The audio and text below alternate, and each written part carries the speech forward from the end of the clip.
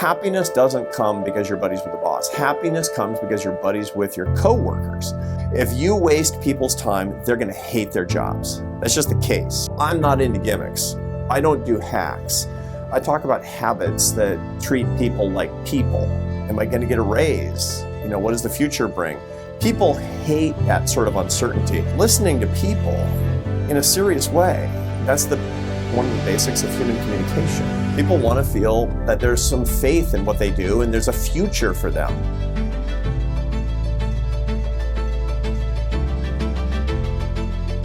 Hi friends, welcome to Office Hours. I'm Arthur Brooks. I'm a behavioral scientist dedicated to lifting people up and bringing them together in bonds of happiness and love using science and ideas. I study the science of happiness. It's what I teach at the Harvard Kennedy School and the Harvard Business School.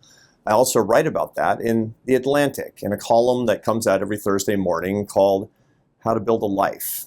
This is a show about big topics that you can use, things that academic scholars are working on that might not be apparent to you necessarily, but can be very useful to you in your life. Every week I'll be bringing you big ideas in terms that non-academics can actually use. That's my mission in life. Now, I hope you've had a great summer. This is the second show and we're still in August. I hope you've had a good vacation. Probably you're getting ready to head back to work if you've been on vacation before, and that's the subject of today's show. I want to talk about happiness at work, how you can be a happier person at work, and if you're a manager, how you can help other people to be happier at work. Here's the thing. This class that I teach at the Harvard Business School is called Leadership and Happiness, because my students are going to go on to become managers in the workplace. Almost all of them are going to have employees. I want them not just to be good at their jobs, I want them to be happiness teachers. I want them to lift people up. I want them to understand the happiness science so they can use it for the good of their companies and good of their careers, but for the good of humanity as well. And that's my main topic today. Now, as always, this being a new show, I want your feedback. I want to know what you think. So please do send an email to officehours@arthurbrooks.com. That's right down here. Look at that email address. I'll give it to you again. Also, put in some comments. If you're watching this on YouTube, please do comment. I'll look at it. My team will look at it too. And if you don't like it, you'll say that. And if I feel really aggrieved and it seems unfair, I'll probably complain about it to my wife. But I do need to know your opinion, so thanks for giving that to us. Also, leave a review if you're watching us on Spotify or on Apple, on iTunes. And just in general, recommend this to your friends. If this is something good for you, it's probably good for somebody else. And we're trying to make this as popular as we can because we want a happier world. One quick announcement. I have a new book out. The new book is called The Happiness File. So see the graphic here. That's what it looks like. It's brand new on the market. Insights on Work and Life. It's actually my 33 most popular columns in The Atlantic over the past few years. It's about happiness at work, what I'm talking about today, but also how your life can be happier depending on what you're doing in your work life. So pick that up if you want to. It's a great stocking stuffer, getting ready for the holidays, ahead of the holidays, just getting in front of that. Who doesn't want a book on happiness? Well, if you're watching this show, you probably do. So thanks in advance for that. What I want to talk about here today, happiness at work, is information I really could have used some years ago. I'm a lifelong kind of academic type. I've done a lot of different things in my life. I was actually a classical musician all the way through my 20s. Went to college around age 30 and then got my PhD and became a professor, a behavioral scientist, what I do today. But about 10 years into that academic career, I stepped back and actually took 10 years off and went and ran a big nonprofit. I was the president of a think tank in Washington, D.C. We had hundreds of employees, and I had to raise tens of millions of dollars every year. And I wish I had known the things I'm going to tell you today about the secrets to bringing greater happiness to the people who work for you, the people who work with you, how you can be a happiness teacher in the workplace. Life would have been better for me and probably the people who worked around me. So this is news that I could have used, and so I hope it's news that you can use, whether you have employees or not. How can people in the workplace use happiness science to improve business performance and improve the lives of other people? Well, that sounds an awful lot, maybe, like I'm going to say that happiness is a gimmick. And there's lots of business gimmicks to make a business work better. I mean, I've seen them come and go for a long time. I've been teaching off and on at business schools for my whole career. And, you know, all kinds of stuff. I remember one that was a really big deal called Six Sigma. I remember that, where, you know, you were trying to make processes work better in the workplace and had protocols for doing that and training manuals. And managers, when they would pass through greater levels of skill in this particular business technique, they would get like martial arts colored belts. And I kid you not. And so you can imagine, you know, some middle-aged guy, paunchy guy in a suit coming into your office with a red martial arts belt tied around his suit and, you know, giving you tips on how you could tighten up your business practices or something. And suffice it to say that it wasn't super popular. There's actually even some evidence that it didn't work that well. I'm not into gimmicks. I don't do hacks.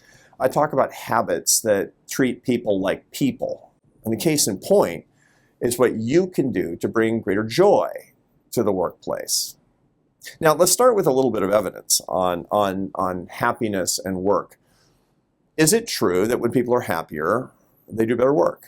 And the answer is yes. There's two kinds of evidence on this that I want to tell you about. And once again, as always, when I refer to academic journal articles, they're going to be in the show notes. When I refer to anything, it's going to be in the show notes. So don't worry about taking notes on this unless you want to. You can go to the show notes on YouTube and you can actually click on the links and find everything that I'm talking about here. No ambiguity on that. Okay, the first kind of study asks, when people are happier, do they do better work? And so there's one study, 2023 studies on a study on telesales workers, people who are making calls for sales. That might not sound like the kind of job that you want, but it's a job that some people are really good at. Some people really like it. I've talked to people who just love doing it because they're extremely social people. And what they did was they measured, before people started their shift in telesales, their mood, how happy they were on a particular day. And sure enough, when people are happier before they start their shift, the more sales they initiate, the more calls they do, and the more sales that they actually complete. On every measure of productivity for sales, people do better when they're happier. Now, the second type is when you have an intervention to make people happier, whether they do better work, not just how happy they happen to be on a particular day. So what they did was in a different paper, this is a paper from 2015 called Happiness and Productivity. This is in the Journal of Labor Economics. People were brought into the lab and they were shown clips from funny movies, so comedies, and it made them happier because you watch a funny movie, you laugh, you get happier. It's one of the greatest ways to get happier is by laughing, of course. And then they were asked to do different tasks, and they performed better on tasks when they had been laughing than when they hadn't been laughing. Okay, now, all this is to say, happiness leads to greater productivity, leads to greater performance. It's just better for people working. But that's not useful. Why? Because we're not going to say to employees, if you're a manager, I'll tell you what, come into work on the days when you're feeling good. That doesn't work that way. I can't do that in my job. You know, when I'm like, I'm just not feeling it today. I'm feeling kind of grumpy. I'm not going to go in because I probably won't get any good ideas today. That's not how it works. I work on days when I'm feeling grumpy, and I try not to be grumpy, but you get my point. So that's not very practical. Even less practical is if you're running an organization to show funny movies before everybody starts the workday. Sorry, that's not going to work at all. All it shows is the correlation between happiness and productivity. I have something way better than that. It comes from a research company on Wall Street. It's an investment research company called Irrational Capital. And this is a group that has been collecting data, proprietary data from companies on workplace well-being. Some of it actually is from public sources, but some of it actually field surveys inside companies, thousands of companies as a matter of fact, to see how well people are doing, how happy people are at work, and what are the characteristics of their managers? What are the characteristics of the workplace? Why? Because they want to find out how happy people are, how well the companies are performing, how those two things correlate, and then the aspects of work that's actually leading to this greater level of happiness from people at the companies, which we hope are performing better than the companies where people are unhappy. You get my point, right? In other words, when people are happier, do their companies perform better? And what do managers do to actually create this environment of greater happiness? Therefore, when we get these data, what can you do, whether you're a manager or not, to create greater workplace happiness. This is going to be super practical and a bunch of news that you can use. Now, one thing right off the bat, Irrational Capital, terrific company. I have no financial relationship with them whatsoever. I know the people who run it and I've seen their data, and that's it. And that's important, obviously, because that would be a conflict of interest. Now, what do they find? They're looking at companies in the S&P 500, in the index of big, important companies in the United States, 500 companies in the United States. They're looking across a bunch of different dimensions of well-being at those that perform in the top 20% in workplace well-being and those that perform in the bottom 20% in workplace well-being. They're comparing the happiest companies, the happiest 1/5 of companies with, I guess, the unhappiest 1/5 of companies. And what do they find? They find that the stock price, because these are all publicly traded companies, in the top fifth performed at about 6 percentage points above the bottom fifth. I mean, this is a lot. If you have a stock portfolio and you're an investor, like a serious investor, you have a hedge fund or financial management firm, and you're consistently 6 points above an index, you're going to be in the Financial Hall of Fame. You're going to make a lot of money. So this is a huge difference and something that really gets the attention. It also should get our attention in the world of social science because you don't see. I mean, this is real differences. This is not theory anymore. This is actual performance of companies. They also find that they're able to trade on this. So this company, Irrational Capital, has created an ETF, an electronically traded fund, which actually buys systematically those companies in the top 20% of happiness, and bundles them all together into this fund, and people can buy it themselves. It's actually a traded fund, and that fund has performed at about 10% above the S&P 500 consistently. So that's evidence that what I'm going to talk about here actually works. Okay, I'm not giving you investment advice. That's not the point of what I'm doing here. You got to go to somebody else for investment advice. I'm giving you happiness advice. I'm just getting it from some investment information. Okay, so that's a wind-up. It turns out that the happiest companies, the employees in those companies, are experiencing 6 things that the employees in the unhappiest companies are not experiencing. As a matter of fact, that the employees in the average company is not experiencing. These are the best practices. Now, most people don't know. I mean, like, I want my employees to be happier, not just because they're going to work better, but because I want them to be happier. I like them. I care about them. And that's great. That's a really important thing. But people don't know what to do. And so, I spend a lot of time talking to companies. It's a big part of what I do as part of my business.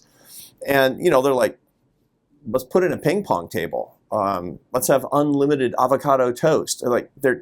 People my age are tearing out their hair, and not me, obviously, about what to do to satisfy Gen Z workers. It's like this big mysterious thing.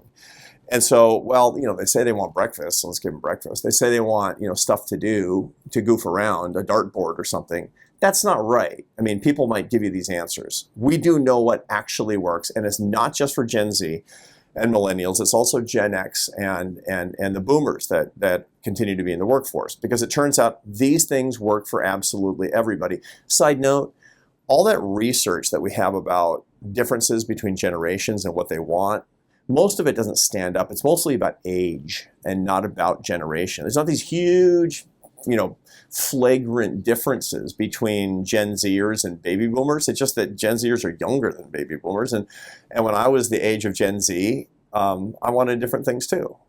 So the truth is that when it comes to a lot of fundamentals with respect to love and happiness, we're all the same. We're just at a different place in our life's journey. And case in point is what I'm going to talk about here. So now the big news. Here's the big information that you can use. There are 6 things that happier people at work experience that managers are bringing and that you can engage in that will result in a better workplace experience for yourself and others, whether you're a manager or not a manager. Okay? Now, I'm going to give you these things in order of how important they are with respect to how well companies perform. Okay? So this is number one. Number one. It's not avocado toast. Number one is what the researchers call innovation. Okay, that's too general, right? What they mean is managers, leaders inside companies where people are really happy are super open to input and ideas. We want everybody's ideas. Now, everybody says that, But do people actually mean that? When they mean it and they take these ideas, when people feel like they can make things better at work, when you come up with a good idea and people are like, huh, wow, or we tried that, or whatever, but when you feel like you're listened to and you're part of the solution to problems and you're getting rid of inefficiencies, that's the number one thing in making you like your job more, is having a say in actually how things work. By the way, this is true in families, this is true in any sort of organization, any sort of grouping of people. When you have no say in anything and things aren't going right, it's extremely disheartening, it's frustrating, it's disappointing. And that's number one when it comes to that. Now, I've seen managers try to do this and do it really, really poorly. I was giving this advice to the managers of one company, as a matter of fact. And I said, get more input, like listen to people's ideas. And I'm like, okay. And so the CEO of this company has a town hall meeting with all of his employees. He had something like 200 employees. And he gets them together in this room and he's like, okay, I want all your best ideas. I want all your best ideas. And a guy puts up his hand. He's like, I would love it if there was decaf in the break room. And the CEO looks at him and said, decaf? Decaf is for losers. Okay, next idea. Okay, that's not how to do it. Okay? Listen to people's ideas. Take them seriously. You don't have to implement everything, but listening to people in a serious way, that's one of the basics of human communication. And that's number one in happiness at work. The actionable advice is actively seek and show appreciation for feedback. That's number one. Okay, number two. Number two is what's called in the research direct management. Once again, when I say number two, this is number two in importance, meaning it's still really super important. All six are really important, but number two is right up there. Direct management means clarity and truthfulness of communication. People hate it when they don't feel like they're getting the whole story. And this is especially true in turbulent times in business, which we're absolutely going through right now. I mean, there's this big argument. You read the Wall Street Journal or Financial Times today, and it's like good times in business, bad times in business. I don't know, we're oscillating between that. You'll see an article that says one and the other on the same front page of kind of all these financial papers these days. It's extremely confusing. And the reason for that is that it's kind of both. We don't know a lot of what's going on in the financial world and in business today. And that's especially hard on people inside companies where they don't think they're getting the straight scoop. A company might be suffering and people wonder, what's going to happen to my job? What's going to happen to my bonus? Am I going to get a raise? What does the future bring? People hate that sort of uncertainty. And there's a reason for that. In the social science literature, uncertainty leads to fear. And it makes perfect sense. In the ancestral environment, we wanted to be able to control what's going on around us as much as we possibly can. And when things are really uncertain, you can't deal with it. What it does is it actually stimulates the amygdala and the limbic system of your brain to say danger. Uncertainty is a sign of danger.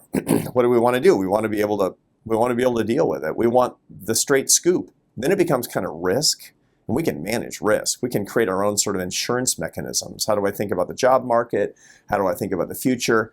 And that starts with managers being truthful, being direct, being clear in their communications, which is why it's so critically important. When people say, yeah, my boss is, even when I have bad news, even when he's giving me hard information, he's giving me truth, that is critical. Now, that means that being frank and explicit, even when there's uncertainties, is a kind of a non-negotiable.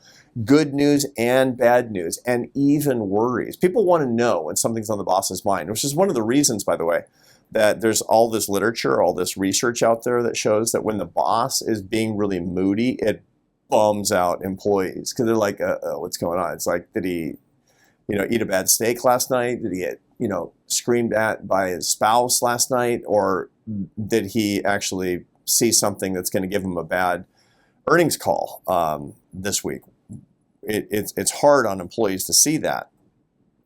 And even when there's a lot of uncertainty in the boss's mind, there's a tendency for managers to say, look, if I don't know, I'm not going to say anything. It's better to say, I don't know, but I'm going to tell you when I do. I've seen data on this, and I've experienced this myself, that when I would say as a CEO, I don't know what's going to happen, but you're going to be the first one who knows when I do. You can trust me on this. It really puts people at ease that there's not something going on that they don't know about. Direct management means being clear and honest all the time, and that's number 2. All right. Number 3. Number 3 is what researchers call organizational effectiveness. Now, again, these things could mean anything, but what this means is being non-bureaucratic and being efficient. A lot of people think that employees are like, I'll come in, I'll do what you want me to do. You can use my time however you want it. That's not true for anybody who's even remotely motivated in the workplace. If you waste people's time, they're going to hate their jobs. That's just the case. When they have, filling out forms and, triplicate and all sorts of nonsense in the workplace that's bureaucratic and where they have to do things several times, they hate it. They feel like their time is actually being wasted. There's one thing above all that people actually hate that you can do something about, and that's cutting out meetings. I've done a lot of research on meetings over my life. I hate them, right? I hate meetings. And I have to say this is my bias. I don't like meetings.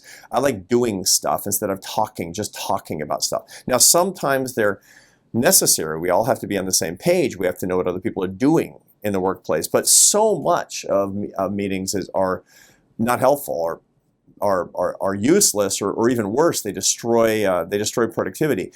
I've been an academic for a long time, and meetings in academia are brutal. You'd be shocked at how long professors can complain about the university dental plan. It's just terrible. And you're like, I want to go back to my office and work on my column, work on my paper, prepare my classes, do stuff. And that's how people feel, not just in universities, all across the workforce. So I have a whole bunch of, and I'll put in the show notes, some things that I've written about actually how to make meetings better. And the number one way to make meetings better is cancel them if you possibly can. Where do I see this the most, by the way? In workplaces that are so-called democratic. Democratic leaders are those who are completely committed to making sure that everybody has their say all the time. Newsflash, people don't like that, and your highest performers like that the least. The democratic leadership model is not an effective leadership model. This is particularly true often in nonprofit organizations. Now, some people like it, but your highest performers actually don't, and there's research on that. If I have time in the end of this podcast, I'm going to give you something on that research as well. So don't hold meetings for people who don't need to be at meetings. You need fewer meetings than you think. Have them super short. By the way, there's one piece of research on this that shows that if you limit meeting times to 30 minutes or less, you'll get rid of the niceties. So, did you go sailing this weekend? None of that. You get into it. Get in, get out, get the business done, and people will love it. That's number 3, organizational effectiveness, especially around meetings. If you do something on this, if you say today's meeting is canceled because I don't think it's a good use of your time, boy, you'll be shocked at how much the morale goes up. Let's continue with number 4. Number 4 is engagement. Could mean anything, right? It doesn't mean just anything. Engagement refers to leadership that supports learning and growth. People inside companies want to feel like you're investing in them. People want to feel that there's some faith in what they do and there's a future for them. And the future for them depends on their progress inside the company, inside their workplace, inside the context of their career. Human beings are made for progress. People often mistake employees or any other person. It's just people who want the paycheck at the end of the week or month or year. No. What people want is to do better at what they're doing. They want to create more value. We're inherently value-creating creatures, and we know when we're creating more value. The best way for me to understand if I'm working for you, that I'm creating more value, is that you're investing in me. What does that mean? That means that my learning and growth are something you're paying attention to, and that you're acknowledging and you're rewarding and that you're fostering along the way. If you're the kind of manager that can actually bring out the best in people, it's almost always because you're making these human capital investments. People are getting smarter, people are learning new skills, and you're putting in the effort and maybe even the resources to make that true, which is why it scores so highly in happiness. Create a culture where people are learning and people are growing, and that means it's just sometimes an overt investment in education and training and mentorship. What you find is that bosses, they do best when they see themselves as mentors. And by the way, that is especially true after bosses are in their mid-40s and above. And part of that is because something I've done a lot of research on, which is called crystallized intelligence. This is the intelligence that actually people manifest when they're in the second half of their adult lives. It starts to increase in your 40s and 50s and 60s, which makes you a naturally better teacher in the second half of your life. That's one of the reasons that CEOs who are teaching people skills all the time, who are bringing people along, they tend to be older. They have this kind of wisdom and pattern recognition about what they do. But the older you are, think more and more about your role as a mentor. Think about yourself as a talent scout, and you'll be naturally doing this engagement function that makes people so much happier. Supporting learning, supporting growth, bringing education and training and mentorship to everything that you do. So the actionable advice is fostering a culture of improvement of everybody through the mentoring and the training and the continuing education that you bring along, and just the way that you talk to people. Ask people, what would you like to learn? Or give people suggestions on how they could actually get better. And when people do get better, make sure that you comment on it while you really learned that thing. Or ask people, what do you think that we all should be learning here to get stronger and better as people? Bring information into your learning management system in your company if you've got something like that. That's one of the reasons I do so much of the work that I do, is bringing leadership and happiness, the science of happiness, to companies, because people like it a lot. They find that it actually makes them better, makes their leadership better, but also it makes people more effective in what they're doing and more joyful along the way. So this is an example. This podcast itself is an example of how you can engage this number 4 engagement. Okay, number 5, emotional connection. You may have noticed that I didn't say very much so far about people's relationships with each other in the workplace. It's got to be important, right? Yeah, that's where this one comes in. Friendship at work is really critical. And so one of the ways that people get happier at work is when there's a culture of friendship, a friendly culture, and the ways in which people can actually have really even close friends at work. Now, don't roll your eyes. I know, especially if you're young, I know it's something that people often say today, which is, I don't go to work to have friends. I go home to have friends, or I have friends outside of work. I get it, but I have the data. Gallup has shown that people who have a best friend at work, they tend to be happiest, and that's completely consistent with what we're doing here. 55% of people who say, I have a best friend at work, wouldn't take a job for higher pay. Now, I'm going to get back to this in a second. All the things that I'm talking about here, 1 through 6, are way more important than pay and benefits. You have to earn enough and get benefits, obviously. But these are things that actually are more important for people in the workplace. And when we're talking about emotional connection, I'm really talking about friendship at work. Now, one side note, I'm not talking about friendship with a boss. There's a really interesting study from 2004 from Daniel Kahneman and Alan Kruger at Princeton. It's in the show notes, of course. It's called a survey method for characterizing daily life experiences, the day reconstruction method. Sounds dry, right? It's actually super interesting. What you find is the most negative and positive mood that people experience over the course of their day. The number 1 negative mood experience interaction that people experience in the average workday, people who work at companies, not bosses, the number 1 negative mood experiencing interaction is time with the boss. If you're a boss, sorry. I saw that and I'm like, I started eating at my desk when I was a CEO and I read that because I don't want that to be true. But it makes perfect sense. People don't like to be bossed. You're not a bad person if you're a manager, but it's stressful to feel like you're with somebody who can evaluate you. That's natural. It's normal. I get it. And I felt it, as a matter of fact, when I haven't been the supervisor, and so I have to recognize that. But here's the basic point. Happiness doesn't come because you're buddies with the boss. Happiness comes because you're buddies with your coworkers. That's a really important part of the happiness ecosystem inside any workplace. And that means if you are a leader, you need to foster that and get out of the way. Find ways that people can actually spend more time together and enjoy each other's company and make it more relaxed in the workplace. And don't get all bummed out when people are having conversations, etc. Make so that people want to maybe even know each other outside of the workplace and don't get involved. Now, I know that's not necessarily an easy thing. And it's especially hard, by the way, in in the era of remote work. How do you do that in remote work? You know, I've seen workplaces that say, we're just going to have a Zoom meeting that's not about work. And we're going to talk about where we're going on vacation and what your favorite restaurant is and all that. And like, nobody wants that either. And part of the reason for that is that Zoom work is a happiness killer. One of the reasons that this is the case, that this emotional connection is so important for happiness, is because in-person emotional connection, vis-a-vis eye contact and to a lesser extent touch, you know, hesitant to talk about touch in the workplace for obvious reasons, but you get my point. That elicits a neuropeptide in the brain called oxytocin, the bonding neuropeptide. And you don't get that through Zoom. You get a tiny trickle of that through Zoom, which is one of the reasons that people felt so crummy during the coronavirus epidemic, and everybody, well, not everybody, but a lot of people watching this went home for work. And it's like, I work just as much. I see people all day long through the Zoom screen, but I feel so lonely, or I don't know. It's like, I feel terrible. I don't know what I want. What you want is that neuropeptide. It feels like you have a monkey on your back. It feels terrible not to have enough oxytocin. And so the idea that if you have an all remote workplace, you're going to foster the happiness through these friendship connections through the Zoom screen, you're kidding yourself. You're not right. That's not actually going to happen. And that's one of the big arguments about making sure that people are together in person a lot, as much as possible, as a matter of fact.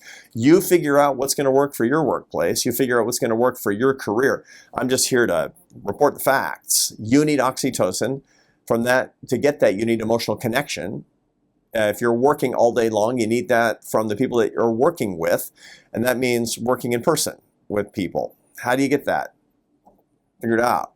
But that's number 5, the happiest workplaces, how people can get more of it in their lives and more of that in the lives of people who work for them. And number 6. This is the last one, but it's still super important because it actually makes the top 6. So all of these things are things that you can do and should do. And that's called organizational alignment. Organizational alignment is making sure there's a good match between your external mission and your internal culture. There's so many companies out there that talk a big game about making a better world, but then inside their companies, they don't actually treat their employees with respect and kindness. And by the way, this is especially true in the nonprofit world. I've worked off and on in nonprofits my whole career, and man, I mean, I see it all the time where, you know, they work you to death and they exploit you and they're disrespectful to you, and then they say, yeah, we love everybody, we're going to lift everybody up, and people quit. People will quit when they feel that the external mission is so hypocritical that it doesn't even extend to the people who are trying to undertake that mission. So ask yourself, if you're a manager, is what I'm saying and what I'm doing, do they match? Your employees will notice if they don't. I mean, it'll be just like nails on a chalkboard every time you talk about, you know, all the good things that we do and this company's changing the world, and then internally this is a miserable salt mine of a company. It's no good. So many nonprofits have failed, as a matter of fact, or they can't keep their employees, but for-profits too, because everybody's got this big noble mission. So how do you do this? What's the practical implication of this? Ask to be held accountable. Say, look, this is our mission. Are we living up to it? Do a 360 accountability review where people, if you're the boss, if you're a manager, where people are anonymously saying whether or not you're living up to that. Invite people to say ways that you personally and the organization itself can live up to its own mission. It's hard. It's hard. And sometimes people are going to be really unreasonable with you, but you got to be tough about this because this is critical. This is compensation for people. And when this is a mismatch, when what you say and what you do are not in sync, that's like lowering their salary. They're going to quit.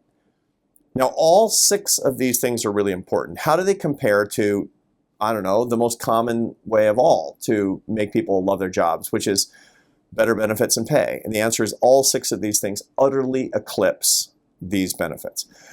Now, what I'm talking about here are called intrinsic benefits, things that actually make people happier. You don't actually make people happier. What you do is you create the conditions and they get happier. That's intrinsic to who they are. Some people can't dig it. Some people won't follow it. Some people don't like it or don't appreciate it and they leave. But to the extent that you have a culture where people want these things, that's a good culture. Where people want to be happier, that's a healthy culture of intrinsic benefits. Pay and benefits, it's got to be right. You can't exploit people. People have to pay their rent. You have to pay people fairly and have good benefits. But those are extrinsic benefits, and those are actually less important to people. The things that I've been talking about here, between the top 20% of companies on these dimensions and the bottom 20%, these companies are performing at 600, 700 basis points above in terms of share price, in terms of performance of these companies. They're making way more money, and investors in these companies are doing way better. What about the money, the pay and benefits? The top 20% in pay and benefits versus the bottom 20% in pay and benefits, the difference is about 200 points. So the things I'm talking about here are about 3 times as important. Pay and benefits are table stakes. Get it right and then move on to happiness is what I'm talking about here. Okay, now, one quick side note about the kind of person you can be if you are a manager, about the kind of manager you want to be that gets all of this stuff right naturally. What's the persona of the manager who just tends to get these things right? The answer to that comes from the work of Daniel Goleman, who is a researcher on business and has written a bunch of important best-selling books. I'll put one of his articles in the show notes called "Leadership That Gets Results." It's from the Harvard Business Review, and it's also, he's written it in a book, and it's worth reading the entire book. And what Goleman does in his research, in this particular piece of research, is he looks at thousands of managers, and then he classifies them with respect to 6 basic models. And it turns out that the managers who do the 6 things I've talked about here are a combination of 2 leadership styles that I want to tell you about right now. Now, to begin with, there's 6. So let me go through the 4 that don't do this, starting with the worst. The worst kind of management style is called coercive management. This is barking orders down the hall and forcing people to do things and basically being a dictator. Look, there's times when you have to demand immediate compliance. They're rare. And people who do this all the time, people quit these jobs. They don't want to be around these people, is what it comes down to. People don't want to be in a family with these people, let alone in a workplace with those people. When somebody tells me I hate my job, 9 times out of 10, it's because there's somebody like this in management, a coercive leader like this in management, who's just being a jerk and forceful and just generally not nice. So, don't do that. The second ineffective leadership style, which actually often is mistaken for that, is called pace setting. Now, pace setting leadership style is one where the boss is a hopeless workaholic and works harder than everybody else, and then makes the excuse of, look, if I don't work harder than anybody else, how can I expect people to be dedicated to their jobs? This is bad management. Working for a workaholic is extremely disheartening and frustrating. So don't be that person. The reason for that is because you can never live up to what are perceived to be the expectations of that person. When I first became a CEO and I was panicking about everything, I had somebody very close to me come to me and say, you can't send emails to employees at 5 o'clock in the morning or at midnight because they feel like they have to be on email to respond. I said, they don't have to. And they said, well, they don't know that. And so I put timers on my email so I don't look like a pace-setting maniac. So that's not so great either. The third that's not so great is democratic leadership that Goleman found as a leadership style. And that's the thing I talked about before, with the type of leader who says, everybody gets a say. Let's hear what everybody has to say, and that leads to endless meetings, and it makes your best performers bail. Probably everybody watching me here has quit a job because of well-meaning management that says everybody's equal and everybody gets a say, and you're a genius and you're a genius and we're all geniuses here. No. The fourth that sounds good but really isn't is called the affiliative leadership model, which is all about loyalty, usually loyalty to the boss. I'm going to make you love me so much that you'd run through a wall for me, but because of your personal loyalty to me. That's not a company, that's a cult. And by the way, there's nothing in the mission statement for any organization that says undying loyalty to the boss. So that's not so great either. Here are the 2 that are really great. One is called the authoritative leadership style, not authoritarian, different, right?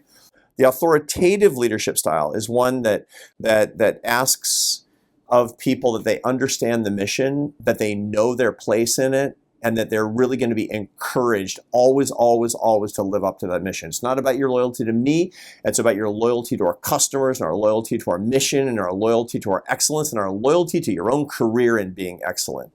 People that can do that are just great cheerleaders, and people want to work for them. But that's usually paired with this other leadership style called the coaching leadership style that helps people understand how to be that great employee, how to be that great team member, which means it has a lot of coaching, a lot of mentorship, a lot of education, a lot of training, which gets us back to what we were talking about here. The authoritative plus coaching leadership style, that tends to be magic, because that's what brings these 6 facets of a workplace where people are happier, they want to stay, they want to work, they don't want to quit. Let me recap here. Employee happiness drives productivity and growth. Okay? Profitability. It makes companies do better. It makes organizations do better. It makes nonprofits perform at a higher level as well. Government agencies, you name it. To do that, if you're a manager, or an employee for that matter, focus on these 6 things. Innovation, and you know what that means now. Direct management, organizational effectiveness, engagement, emotional connection, and organizational alignment. If you can't remember what these things are, look in the show notes, go back across this podcast, watch it again if you need to, but this is news that you can use. You will, according to this research that we've got here, all of the social science literature, as well as the data from Irrational Capital, which is putting real money where the research is, will make things better.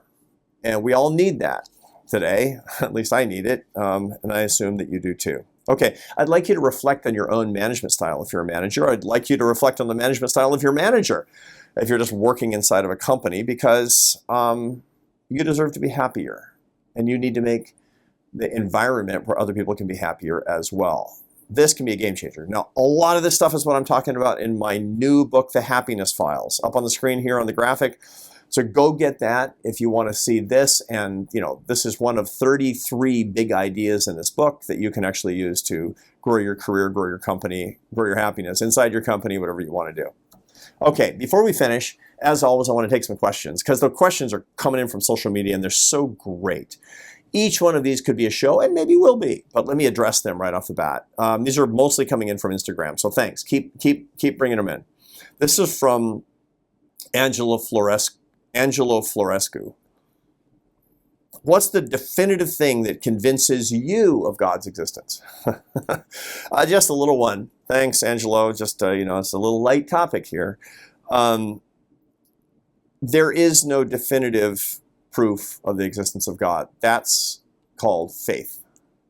That's why faith and reason, science and faith, that's why they're different. People think you got to choose, but you actually don't have to choose between these two things. Here's the reason that those two things go together incredibly well. In my life, and in the life of a lot of viewers and listeners, and maybe in the future lives of a lot of you too. My mother was an artist, and she was not just a painter, she was really interested in the greatest artists. And we had this huge library of books dedicated to different artists and their work. And it was interesting because I started reading them when I was a kid, when I was 5th or 6th grade or something, and learning about them. And I remember reading about the life of Vincent van Gogh, the troubled artist, the greatest artist of the Impressionist period. And I had seen his paintings a lot because we would look at them, I would look at them in books, and my mother would talk about them. But they really came to life for me when I learned about the life of Vincent van Gogh. Now, I could have looked at Van Gogh's paintings my whole life, just stared at those paintings, and not learned about Vincent van Gogh. But to get the full experience of what this art was and the full appreciation for it, to have the emotional connection with it, to have it enrich my life maximally, I needed to understand the creation and the creator. And they weren't the same thing.